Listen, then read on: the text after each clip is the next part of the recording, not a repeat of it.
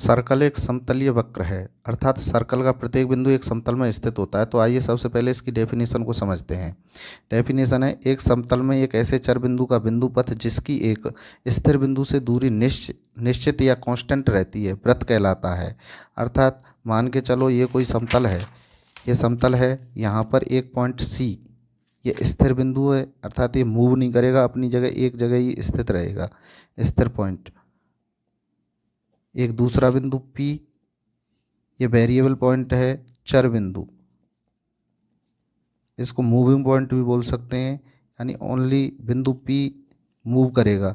अब बिंदु P इस तरीके से मूव करे कि इन दोनों के बीच की जो डिस्टेंस मान के चलो R है ये हमेशा एक जैसी रहे। तो P यदि इधर मूव करेगा तो डिस्टेंस C से बढ़ जाएगी इसकी, यदि P इधर मूव करेगा तो इसकी डिस्टेंस कम हो जाएगी।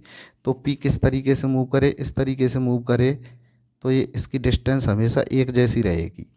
आगे देखिए, मान के चलो ये बिंदु C माना है मैंने, ये P माना है, तो देखिए ये P बिंदु इस फिक्स दूरी फिक्स डिस्टेंस को लेकर इस तरीके से इस रास्ते पर मूव करता है। तो ये जो रास्ता बनता है उसे हम वृत्त कहते हैं। इसमें डेफिनेशन में बताया, वेरिएबल पॉइंट का बिंदु पथ वृत्त कहलाता है। तो वेरिएबल पॉइंट P है, इसका बिंदु पथ अर्थात इसका जो रास्ता ये बना है, ये डॉट डॉट से नोट है, ये हमारा वृत्त कहलाता है। स्थिर बिंदु को वृत्त का केंद्र तथा नियत या निश्चित दूरी को वृत्त की त्रिज्या कहते हैं। ये पॉइंट C तो सेंटर ऑफ सर्कल वृत्त का केंद्र कहलाता है, और C से P तक की दूरी ये स्थिर नियत दूरी है, कांस्टेंट डिस्टेंस है, ये वृत्त की त्रिज्या कहलाती है। अच्छा, त्रिज्या को दूसरे शब्दों में डिफाइन और कर सकते हैं कि वृत्त पर स्थित किसी भी बिंदु को वृत्त के केंद्र से मिलाने वाला रेखाखंड त्रिज्या कहलाता है। मान के चलो ये सर्कल है, ये सर्कल, इसका सेंटर C ये रहा। अब इसको वृत्त पर स्थित कोई भी बिंदु ले लो, इसे ले लो, इसे ले लो, यहाँ ले लो, यहाँ ले लो, यहाँ ले लो, कहीं पर भी ले लो, इन सभी पॉइंट से सेंटर को मिलाएंगे तो जो रेखाखंड हमें प्राप्त होंगे वो सभी वृत्त की त्रिज्याएँ होंगी। आगे, एक वृत्त में अनंत त्रिज्याएं होती हैं, ये समझ में आई गया। एक वृत्त की सभी त्रिज्याएं लंबाई में समान होती हैं। नेक्स्ट, एक वृत्त के सापेक्ष एक बिंदु की स्थिति। मान के चलो ये कोई सर्कल है, ये एक प्लेन में स्थित है, ये प्लेन है, ये प्लेन में स्थित है। अब ये सर्कल प्लेन को दो भागों में डिवाइड करता है। एक भाग तो एक्सटीरियर पार्ट कहलाता है, दूसरा इंटीरियर पार्ट कहलाता है। एक्सटीरियर पार्ट, इंटीरियर पार्ट और ये वृत्त, अब ये तीन भाग हो गए इसके। यदि कोई बिंदु एक्सटीरियर पार्ट में स्थित है तो उसकी अलग स्थिति होगी, यदि कोई बिंदु वृत्त पर स्थित है उसकी अलग स्थिति होगी, यदि कोई बिंदु इंटीरियर पार्ट में स्थित है तो उसकी अलग स्थिति होगी। मान के चलो C वृत्त का केंद्र है। अब बिंदु P वृत्त पर स्थित है, ध्यान रखना वृत्त पर स्थित है, ना कि वृत्त की परिधि पर। तो C से लेके P तक की जो डिस्टेंस है वो वृत्त की त्रिज्या के बराबर। बिंदु P वृत्त पर स्थित है, अतः वृत्त के केंद्र से P की दूरी CP बराबर R। दूसरा पॉइंट है, बिंदु Q एक्सटीरियर भाग में स्थित है, अतः वृत्त के केंद्र से बिंदु Q की दूरी C से लेके Q तक की दूरी बराबर वो ग्रेटर देन R।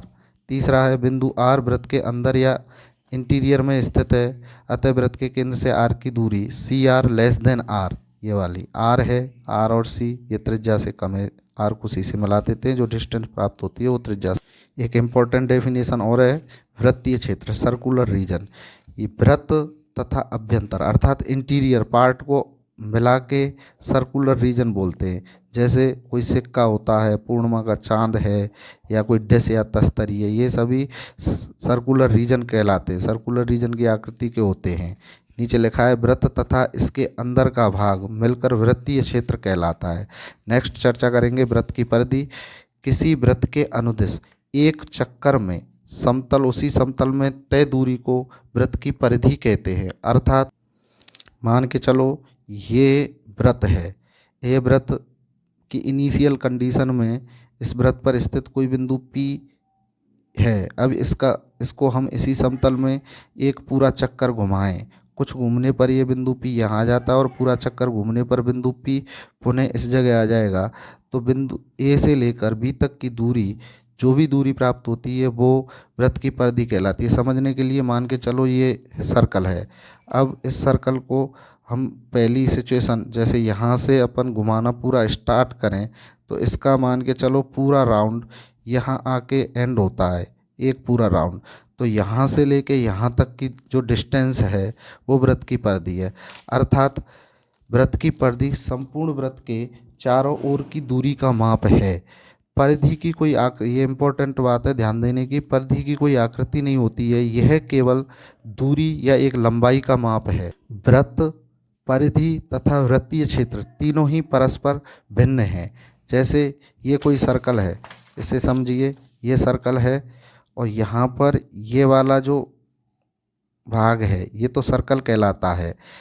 अब इस भाग की लंबाई यानी इस पर हम धागा रखें, इस पर पूरे पर, और इस धागे को यो इसकी लंबाई को नापें तो जो लंबाई प्राप्त होती है वो वृत्त की परिधि होगी। और यदि इस वृत्त के अंदर वाले भाग को भी इसमें सम्मिलित कर लिया जाए, जैसे सिक्का होता है, तो ये सर्कुलर रीजन अर्थात वृत्तीय क्षेत्र होता है। आओ इस टॉपिक पर कुछ क्वेश्चंस करें। एक वृत्त का केंद्र C तथा त्रिज्या R है, उसी समतल में स्थित एक बिंदु A इस प्रकार है कि CA बराबर R, तो निम्न में से सत्य कथन है। बिंदु A वृत्त के अंदर होगा, यदि बिंदु A वृत्त के अंदर है तो CA लेस देन R होगा, तो ये गलत है। A वृत्त के बहिर्भाग में स्थित है तो CA ग्रेटर देन R होगा, ये भी गलत है। A वृत्त की परिधि पर है, परिधि का कोई डायग्राम नहीं होता है, ये भी गलत है। बिंदु A वृत्त पर स्थित है, तो ये बिल्कुल राइट आंसर है। बिंदु A वृत्त की स्थिति वृत्त पर स्थित है, इसकी कंडीशन भी होती है CA बराबर R। दूसरा क्वेश्चन है, एक वृत्त का केंद्र C तथा त्रिज्या R एक बिंदु P वृत्तीय क्षेत्र में स्थित है, तो सत्य कथन है। अब मान के चलो वृत्तीय क्षेत्र क्या होता है। वृत्तीय क्षेत्र ये होता है, मैंने अभी डेफिनेशन में बताया था, सर्कल और ये वाला पूरा अंदर का भाग, ये यहाँ पर भी बिंदु स्थित हो सकता है P बिंदु, यहाँ पर भी बिंदु P स्थित हो सकता है। तो इसके लिए कंडीशन जो सही होगी, CP की डिस्टेंस है वो त्रिज्या से कम भी हो सकती है और त्रिज्या के बराबर हो सकती है, तो इसका सही आंसर होगा नेक्स्ट वृत्त की जीवा।